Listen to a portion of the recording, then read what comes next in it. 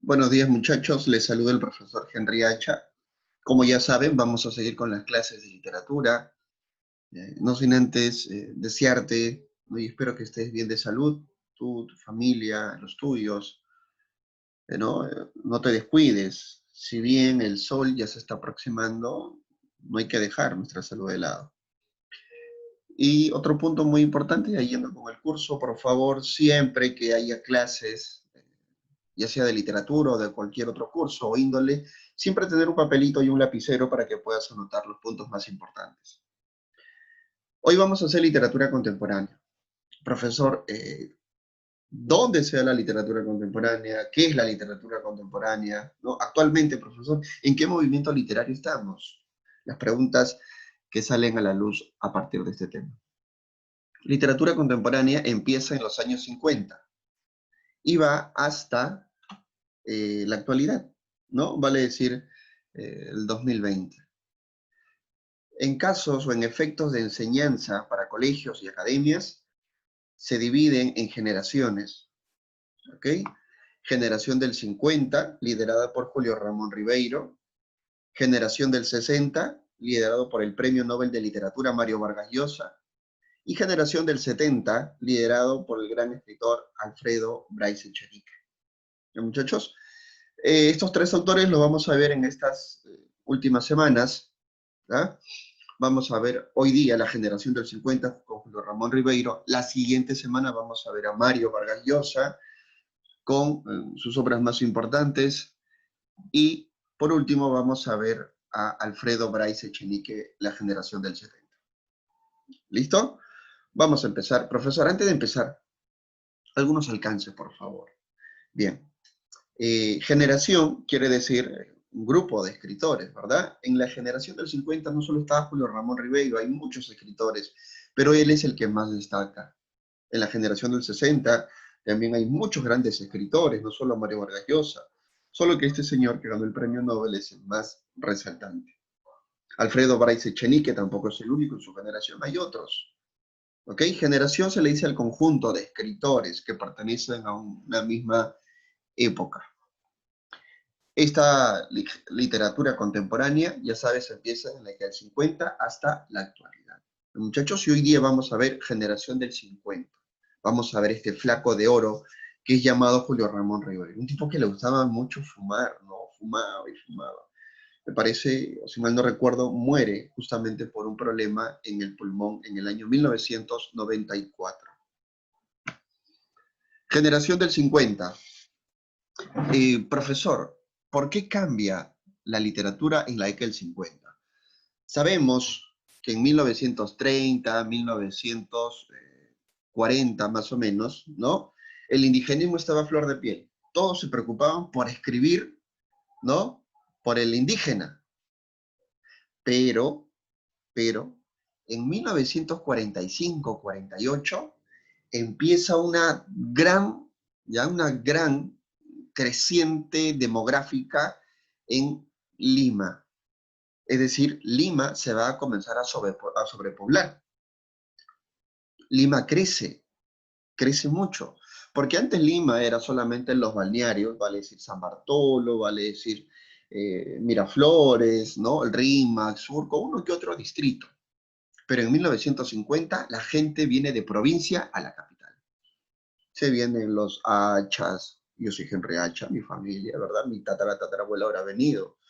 Los Quipe, los Mamani, los Rodríguez, los Mendoza, todos muchachos vienen, los provincianos, a la capital.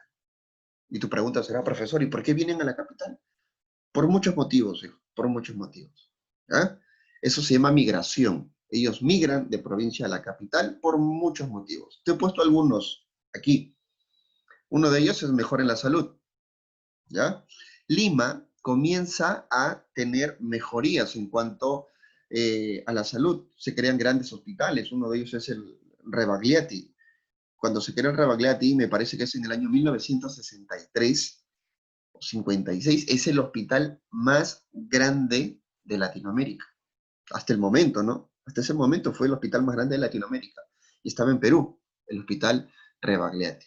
Mejora la educación, aparecen colegios en los conos, aparecen universidades, institutos, ¿no? Por la década del 50 y fines del 60, por ejemplo, en la Universidad Nacional Federico Villarreal, mi alma mater, crece la oferta y la demanda del trabajo, ¿no es cierto?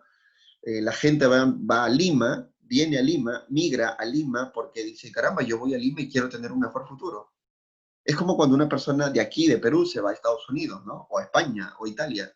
Me voy a Italia para tener un mejor futuro. Me voy a los United, ¿no? A Estados Unidos a tener una mejor economía. Muchachos, la gente de provincia viene a la capital, como lo ves por acá, ¿no? Miro por acá debe estar mi abuelo en esas fotos. Y también, ¿no? Hay migración, ojo, no solo en los años 50, hay migración en los años 50, migración en los años 70 y migración en los años 80, donde aparece el distrito de Villa El Salvador. Si tú quieres más especificaciones sobre esto, yo he hecho un video está en mi Facebook, ¿no? Que es el origen de la chicha. Te cuento el origen de la chicha, ¿no? El origen de la cumbia y toco este tema. Toco la explosión demográfica, ¿ya? Vamos a seguir, muchachos, ¿ok? Recuerden, ¿por qué la gente viene de provincia a la capital, profesor? Por una mejoría en salud, en la educación, en el trabajo, entre otras cosas. Mira, ve acá nuestra pequeñita nos dice, ¿sabías que así se formaron las barriadas? Claro, se forman las barriadas. Se forma San Juan de Miraflores, ¿no? Los Olivos, San Martín, entre otros distritos, y ahí se forman lo que se llaman las barriadas. ¿Qué es una barriada, profe? Pues es un pequeño grupo de casas, ¿no es así? Que comparten un mismo régimen de convivencia. Vale decir, tienen un colegio, ¿no? Tienen un mercado, tienen una cancha de fútbol, ¿no? Un parquecito, etcétera. Ese es un barrio. Y se forman las barriadas. ¿Ya, muchachos? Mira acá como la gente viene, ¿no? Con su estera, ¿no? De repente tu abuelo, igual que el mío, fueron invasores en alguna parte de nuestra querida Lima. ¿Ya? Esa fue la causa. Si yo te pregunto, causas de la generación del 50, ¿por qué aparece la generación del 50? Porque hay una fuerte migración, profesor, de provincia a la capital. Se forman las famosas barriadas, recuerdo. Contexto. O sea, profesor, ¿en qué momento se da todo esto, no? Primero tienes que saber que se da en el gobierno del general Odría, ¿ya? Este señor que más adelante le va a dar el voto a la mujer, pero no a todas las mujeres, sino a las mujeres de clase alta. Que recuerda que las mujeres no podían votar, ¿no? En el Perú, solamente votaban los hombres. Que, profe, las mujeres no sufragábamos, no, tú no sufragabas. Las mujeres preparadas, como el señor Odría. Siguiente, creación de las barriadas. Este es importante. Otra vez lo estoy repitiendo. ¿Ya? Se van a formar las barriadas. Mira, profesor, ahí está mi cerro, profesor, este Villa María, creo. Profesor, ahí vemos una barriada, por ejemplo, ¿no? Está la gente del barrio, profe, la señora Luchita, ¿no? La ceñito del Moliente, profe. Ahí está, pues, ahí está.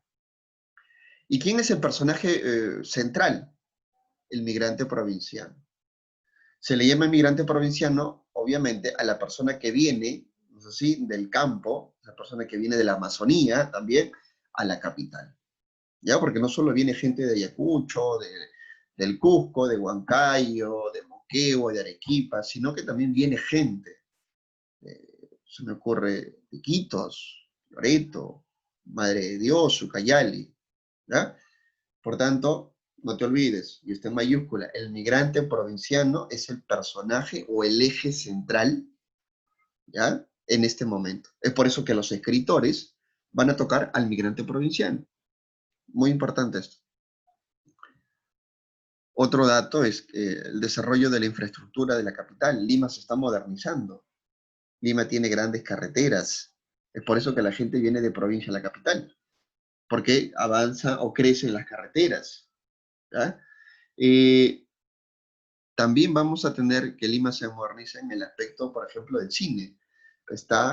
Hay varios cines, ¿no? El cine del Pacífico, el cine Tauro, el cine City Hall, ¿no? El City Hall que está acá, que fue creado en la década del 40, pero toma fuerza a fines de 60 y los 70. En el City Hall se pone, por ejemplo, en 1972, La primera película hindú. Esas películas que duran como 5 o 6 horas, ¿no? Esas películas se pasaban acá, en el City Hall. ¿Ya? Bien, vamos a pasar al otro punto. Características. ¿Qué características, profesor, tiene la literatura de la generación del 50? Primero es que prefieren, como ves acá, primer punto, ¿no? Prefieren el género narrativo, ¿ya? Prefieren el género narrativo, específicamente la novela. Ellos escriben mucha novela. Experimentación del lenguaje. Esto quiere decir que los escritores de aquella época, ¿no? Escriben como las personas hablan. Te expliqué en algún momento. No creo que, no me acuerdo que te explico a ti, fue a otro salón. Por ejemplo, si a ti te roban un celular, estás caminando por la calle y te roban un celular, ¿no es cierto? Y tú gritas, oh, recorcholis, me robaron el celular, santos cielos. No, uno no grita eso, ¿verdad? Uno grita todas las lisuras del mundo, ¿no? Y una gran queja. ¿Claro?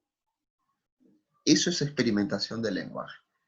Es por eso que cuando tú lees una novela peruana de la década del 50, 60, vas a encontrar por ahí de repente palabras groseras, vas a encontrar palabras dulces, palabras buenas, palabras malas. Esa es experimentación del lenguaje. El escritor dice, ¿por qué mis personajes tienen que hablar así muy refinadito? No, yo voy a hacer que mis personajes hablen como en la vida real hablan, con sus nadies, con sus yapé, con sus o no molestes, enantitos, o con su ya vengo, o con su señor, una yapita, con esas cositas, muchachos, ¿ya? El escritor, valga la redundancia, escribe tal cual la persona habla. Siguiente, influencia de James Joyce, lo tenemos por aquí, un irlandés, y de William Faulkner, un estadounidense. Estos dos escritores van a ser, ¿no? Básicos, van a ser nucleares, van a ser los más importantes, van a influenciarse, ¿no? Ribeiro, Congrace, entre otros, van a imitar, ¿no? A estos grandes escritores, sobre todo en su técnica literaria, o sea, la forma de escribir. Reflejan nueva realidad de la época, claro, sobre todo Congrace y Ribeiro. Estos dos señores van a reflejar cómo es la Lima de los años 50. Siguiente, dice, prefieren los temas urbanos. Cuando dice urbanos quiere decir de la ciudad. Los muchachos prefieren los temas de la ciudad. Ya no se preocupan por el campo. El campo era el indigenismo. Acá no. Acá ya vamos a preferir temas de la ciudad. Ya recuerde que ha habido una migración. Sus personajes principales son los migrantes provincianos. Ya lo hemos visto. No hay que olvidarse eso. ¿Ya? Sus personajes principales son los migrantes provincianos. Vamos a seguir. La generación del 50 presenta escritores, ¿no? Narradores, como los que tenemos aquí, y también poetas. Mira, como los que tenemos aquí. Te he puesto una de esta mujer, ¿no? Linda. Vamos a ver por el lado de la narrativa. Tenemos a Carlos Eduardo Zabaleta con los Ingar. Eh, acá debe decir, perdón, Enrique Congrais. ¿Ya? Un momentito, por favor. Acá debería decir Enrique Congrais. ¿Ya? Carlos Eduardo Zabaleta, Enrique Congrais, Osvaldo Reynoso, ¿no? En algún momento tuve la oportunidad de hablar con este señor muy amable, señor que cuenta muchas anécdotas, ¿no? Es uno de los más grandes al lado de Julio Ramón Ribeiro. Reynoso, Julio Ramón Ribeiro, que es el más grande de todos estos, ¿no? El más conocido. Enrique Congrais es importante, porque él es el primero, escucha bien, él es el primero que retrata la Lima y sus barrios. ¿Ya? Repito, Congrace es el primero que retrata la Lima y sus barrios. También hay poesía, de repente por un tema de tiempo, es muy complicado verla, incluso en clases presenciales. ¿Ya? Eh, Vamos a ver a Blanca Varela, es una mujer aquí, perdón. Blanca Varela es una mujer muy inteligente, una mujer muy linda. Tuvo amistad con el señor Octavio Paz. Blanca Varela, que tiene un poemario que se llama Canto Villano. Washington Delgado, profesor de la Universidad Nacional Federico Villarreal, en la década de los 90. Un mundo dividido, su obra. Alejandro Romualdo, edición extraordinaria. Dentro de este poemario que se llama Edición Extraordinaria, hay un poema que se llama Canto Coral a Tupac Amaru, que ahora me parece que lo ha sacado un banco, ¿no? El banco, no sé qué banco, creo que es Mi Vivienda, no sé. Canto Coral a Tupac Amaru, que dice, ¿no? Algo así como, querrán volarlo y no podrán volarlo. Querrán romperlo y no podrán romperlo. Se refiere a Tupac Amaru. Juan Gonzalo Rose y La Luz Armada. Muchachos, estos son los más importantes en la generación del 50. Zabaleta, por el lado de narrativa, Congrace, narrativa, Osvaldo Reynoso, narrativa, Julio Ramón Ribeiro, narrativa. Poesía, Blanca Varela, Washington Delgado, Alejandro Romualdo y Juan Gonzalo Rosa. Vamos a ver ahora al que te he dicho, ¿no? Al más sobresaliente, Julio Ramón Ribeiro. Nace en 1929 y murió en el año 1994. Este señor estudió en la Universidad Católica. Es importante revisar tu librito siempre, ¿ya? En el PPT es imposible que en cualquier PPT del mundo vaya todo, no se puede, se va a condensar mucho. Te hemos puesto los puntos más importantes de Ribeiro. Ya recuerda, estudió en Católica, nace en el año 1929 y se dedica, ¿no?, a hacer básicamente cuentos. Él es muy conocido por sus cuentos, hace novelas, claro que sí, hace teatro, claro que sí, pero la gente lo recuerda más por sus cuentos. ¿Qué técnicas tiene el profesor? ¿Cuáles son sus características literarias? Acá va algunas. Gran capacidad de análisis psicológico. Si tú lees a sus personajes, o lees su novela, perdón, vas a notar que nuestro amigo Ribeiro, este flaco de oro, se mete en la cabeza de los personajes, te describe exacta y precisamente, ¿no es cierto?, a los personajes, sus conductas, el porqué de esa conducta. Es muy interesante. Por eso es que Ribeiro se puede leer, cualquier rama que tengas, puedes leer a Ribeiro. Cualquier edad que tengas, puedes leer a Ribeiro. Yo le mandaba a leer a Ribeiro a chicos de tercer año y secundaria, como también se le mandaba a chicos que tienen 20 o 22 años. Y produce el mismo efecto. Análisis. ¿Ya? Sus personajes son marginados de la sociedad, importante esto, porque luego él escribe una obra que se llama La palabra del mudo. Y escucha bien, La palabra del mudo. Luego te voy a explicar por qué. Sus personajes son marginados de la ciudad. ¿Quiénes son los marginados, profesor, en aquella época? Los marginados son los de la clase baja, los que viven pues en las partes más pobres de Lima, los negros, los provincianos, ¿no es cierto? Ribeiro dice, voy a hablar de esa gente que está olvidada, de esa gente marginada. Y por eso es que hace cuentos como Alienación, hace cuentos como Los ballenazos sin pluma, entre otros. Finales abiertos. Finales abiertos quiere decir que tú estás a punto de terminar la novela, o el cuento, siendo precisos. Terminas de leer el cuento y te deja un sabor de, caramba, no pensé que iba a acabar así, pero siento que falta, ¿no? Te deja el final para que tú lo interpretes. ¿Ah? La magia de Ribeiro. Muestra el enfrentamiento entre lo oficial y lo marginal. Claro, o sea, tú, por ejemplo, ahorita estás sentado escuchando tu clase en un celular o una laptop, pero si te vas al Perú profundo, hay gente que no tiene ni qué comer, y más con esta pandemia.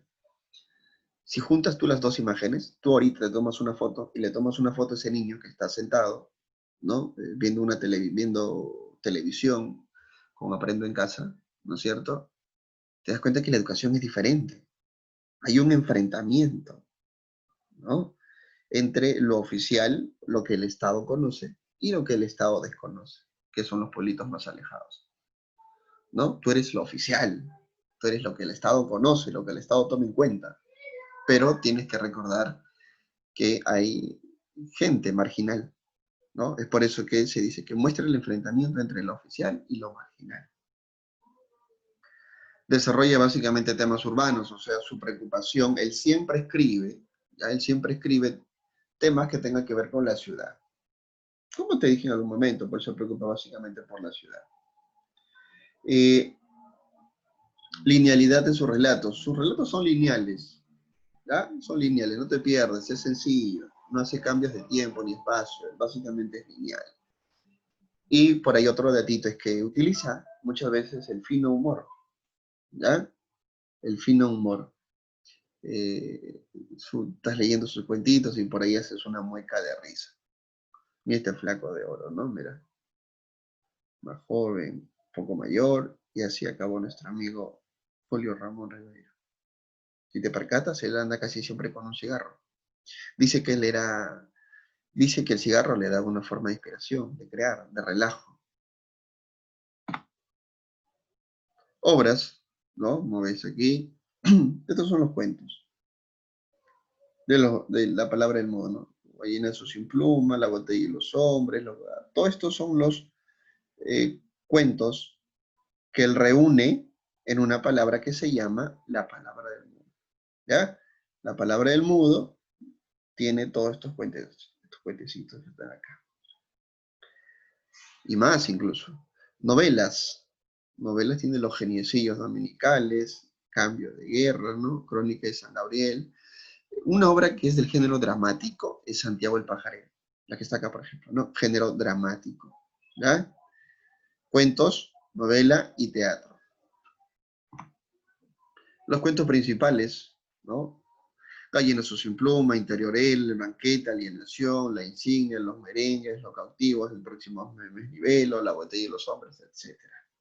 La palabra del mudo. ¿Por qué se llamó, profesor? La palabra del mudo, ese libro. La palabra del mudo es un libro que junta, reúne, condensa los cuentos de Julio Ramón Ribeiro. ¿Ok?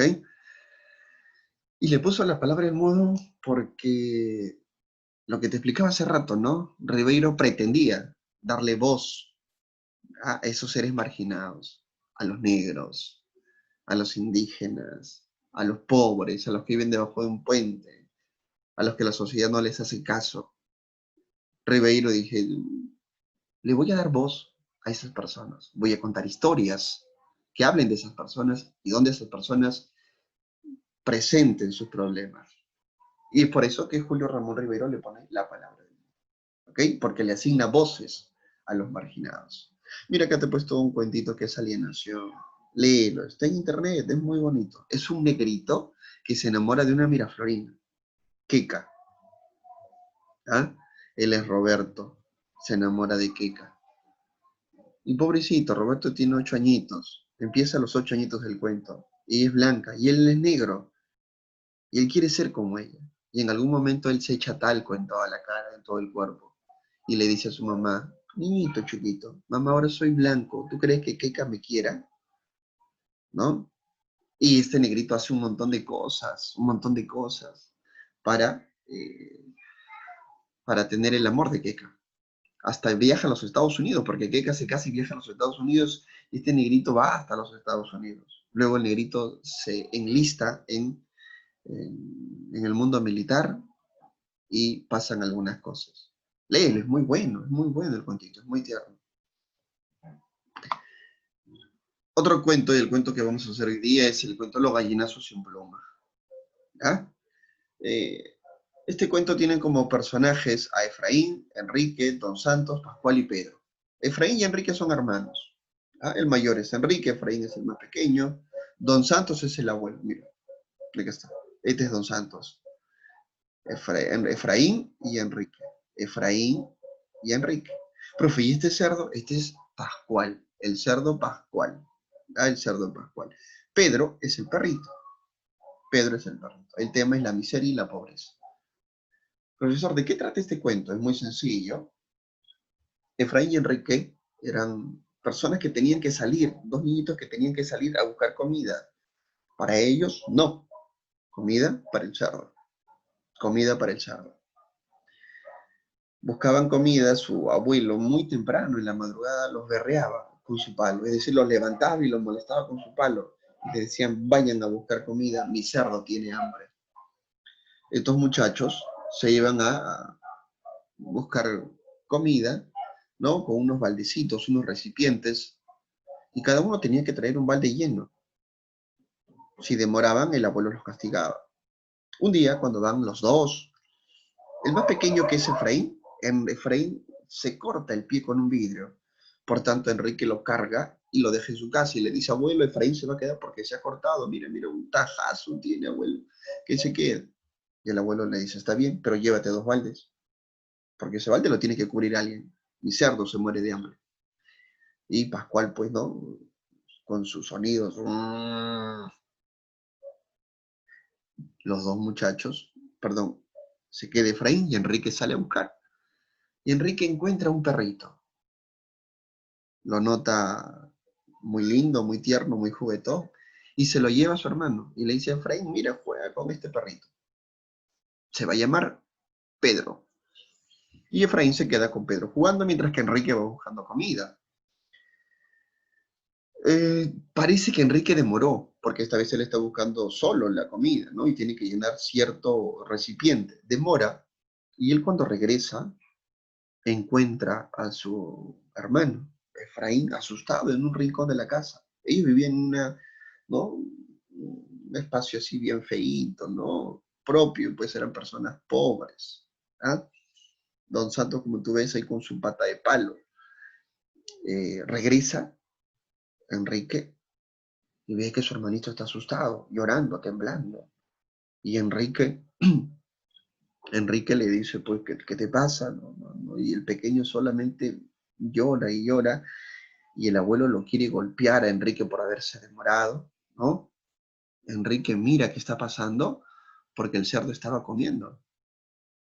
El pequeño se acerca y el cerdo pascual, este cerdo enorme, se estaba comiendo a Pedro, al perrito. ¿Qué había pasado? Que como Enrique había demorado, el abuelo, ¿no? Don Santos, lo que hizo fue coger al perrito y lo lanzó, porque el cerdo se estaba muriendo de hambre. Por eso encuentra ahí a Pedrito. Entonces el viejo y el niño, ¿no? Asustados, ¿no? El viejo tropieza y cae, ¿no? Está forcejeando con Enrique, tropieza y cae. ¿A dónde cae, profesor? Cae al comedero aquí del cerdo. Los dos muchachos, ¿no? Enrique agarra pues Efraín, lo levanta y empiezan a salir. ¿Qué está pasando? El cerdo está comiendo. Y sucede que el cerdo se estaba comiendo al viejo, a don Santos. Los dos niños, ¿no? Con pena, salen a la calle y dice Rivero al final, ¿no? Y una luz incandescente, ¿no? Como una mandíbula los esperaba afuera. Puede tener muchas interpretaciones eso, ¿no? Ese es el cuentito este que se llama Los gallinazos sin pluma. ¿Quiénes son los gallinazos? Los muchachos, pues estos, sin pluma. Porque los gallinazos buscan en las basuras, ¿no? La carroña. Estos van a ser los famosos gallinazos. Claro, no tienen pluma, por eso el cuento se llama Gallinazos sin pluma, porque son niños, ¿no? Y buscaban comida como si fueran gallinazos, ¿ya? Eh, Bien, hay otros cuentitos, te recomiendo que leas, por ejemplo, lo que hemos leído con el salón, con otros grados, que es los merengues, para que tú entiendas a tu hermanito. Si tienes un hermanito pequeño, lee los merengues, vas a entender la terquedad, y vas a entender que los niños tienen un mundo. Léete Los Gallinos sin pluma, léete Alienación, ¿no? Para que no seas alienado y no estés eh, imitando cosas que no eres, ¿ya? Bien, vamos a resolver algunas preguntas del libro. y también tienes tu tarea. Te voy a dejar una tarea, lo voy a subir a la plataforma. Tu tarea está en la página, es una tarea breve, ¿eh? Está en la página 72 y 73. ¿Ya? 72 y 73. Esa que dice retroalimentación y trabajando en clase. Repito, retroalimentación y trabajando en clase. Páginas 72 y 73. La autoevaluación, yo la voy a hacer ahorita contigo. Bueno, yo solo. Tú no estás, me estás mirando, o perdón, me estás escuchando del otro lado. ¿Ya? Página 73, todos. Saca tu lapicerito, tu libro, te espero. Te espero. ¿Listo? Página 73. Dice, la generación del 50 desarrolló con mayor frecuencia. ¿Qué desarrolló con mayor frecuencia? La poesía, el teatro, narrativa, drama o comedia. Ah, profesor, yo recuerdo que usted me dijo que ellos desarrollan, ¿no? Con mayor frecuencia. ¿Qué cosa, profesor? El género narrativo, o sea, la novela. 1, la C de casita, la C de casita de pollería. 2, característica que no pertenece a la generación del 50. ¿Qué no pertenece a la generación del 50? Acá dice, aparecen personajes indiferentes frente a la realidad del momento. No, los personajes no son indiferentes a la realidad. Los personajes viven, están dentro de esta realidad. Los personajes están inmersos en esta realidad. 2, la E de Enanasa. 3, ganó el premio Juan Rulfo. Ah, el señor Julio Ramón Ribeiro, pues, ¿no? Ribeiro ganó el premio Juan Rulfo. 2, la D de Durazno Madurito. 4, enfatiza el tema de la marginalidad y muestra el mundo de las barriadas. ¿Quién es profesor ese que muestra el mundo de las barriadas? Creo que el máximo exponente es el señor Enrique Congrais. De ahí le sigue Julio Ramón Ribeiro. ¿Ya? 4, la C de Casita Nueva. 5, no es obra de Julio Ramón Ribeiro. A tus parias sí es. Genecidos Dominicales también. Santiago el Pajarero, claro que es una obra de teatro. Crónica de San Gabriel, claro que sí, es una novela. Lima, Hora Cero, es una obra de Enrique Congrais. ¿Ah? Página 74. ¿Quiénes fueron los primeros en mostrar el mundo de las barriadas? ¿Quién fue el primero, profesor, en mostrar el mundo de las barriadas? Te lo dije, ¿no? En algún momento. Enrique Congrais, en su obra Lima, Hora Cero. 7. Generación que narra los hechos acontecidos en la cotidianidad urbana limeña. Claro, pues es la generación del 50. 7, la E de Enanasa. 8, autor de la palabra del mudo. Facilito. Ya eso lo dejo para ti. A ver, te escucho. Te escucho. Muy bien. Julio Ramón Ribeiro. Julio Ramón Ribeiro hace la palabra del mudo. 9, no es un contexto de la generación del 50. A ver, no es un contexto, dice. No, profesor, no es un contexto. Acá tenemos el contexto. Gobierno de Odría, claro que sí. Desarrollo de la infraestructura de Lima, o sea, la capital, claro que sí. Explosión demográfica, claro que sí, profesor, usted me dijo que se crean las barriadas porque hay una fuerte migración. Migración hacia Lima, claro que sí. Lima cierra sus límites, ¿no? La gente llega y llega, muchachos, llegan los hachas, ¿no? Llegan los hachas, llegan los camarenas, llegan los guapayas, ¿no? Llegan los narros, toda esa gente, muchachos. 10. Sus personajes principales son individuos socialmente marginados. ¿Quién propone a sus personajes como seres marginados? También lo hemos visto, ¿no? ¿Quién propone a sus personajes como marginados? Acá lo tenemos. Mira, mira, mira, mira. ¿Quién es este señor? Julio Ramón Ribeiro. 10. La A de alitas broster con bastante ketchup y mayonesa. 11. Aumento de la población en Lima originó la aparición de, o sea, cuando Lima se está sobrepoblando, ¿qué cosa se origina, muchachos? Ah, vamos, ¿qué cosa se origina cuando Lima se está sobrepoblando? Acá te lo dice, mira, la pequeñita. Se forman las barriadas. 11, La D de duraznito bien dulce. La sección que dice tareas. ¿Quién usaba pata de palo? ¿Quién usaba pata de palo? Por acá está. ¿Quién usaba pata de palo, muchachos? Don Santos, muy bien. Se corta el pie y se queda en casa. Efraín, pues profe, la N, enanazo. ¿Qué labor hacían los niños en la obra Gallinazo sin pluma? Buscaban comida entre la basura. 3, la C de casita. 4, ¿quién era Pedro? Un perrito callejero. ¿Por qué el cuento se llama Los ballenazos sin pluma? Porque los niños, te dije, buscaban carroña, o sea, buscaban unos desperdicios para darle al cerdo, ¿no es cierto? 5, la D de duraznito. 6, la mayoría de los personajes de los cuentos de Ribeiro son marginados. Ya lo hemos dicho hasta el harto, ¿no? Por acá nuestro amigo, acá está. ¿Cómo son los personajes de Ribeiro? Marginados. 6, la D de duende. 7, autor de Silvio en el Rosedal.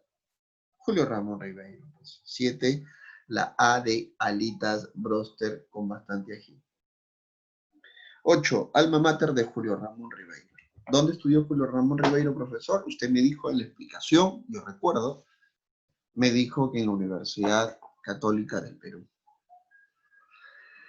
Bien, muchachos, hemos resuelto los puntos más importantes de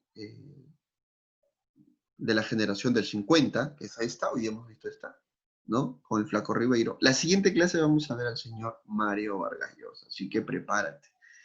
Va a ser una clase magistral, porque este señor todavía vive, es un genio, ha ganado el Premio Nobel de Literatura. Este señor tienes que saber, así seas matemático puro, ¿ya? Ya en las clases en Zoom, en vivo, va a ser creo que más interesante. Bien, muchachos, no olvides tu tarea, ¿no? La voy a dejar en la plataforma. Y bueno, sin más, nos estamos viendo en la próxima clase. ¿Ok? Cuídate mucho, cuida a tu familia y siempre las precauciones del caso, por favor. ¿Ya? Nos estamos viendo, muchachos. Hasta pronto, cuídense.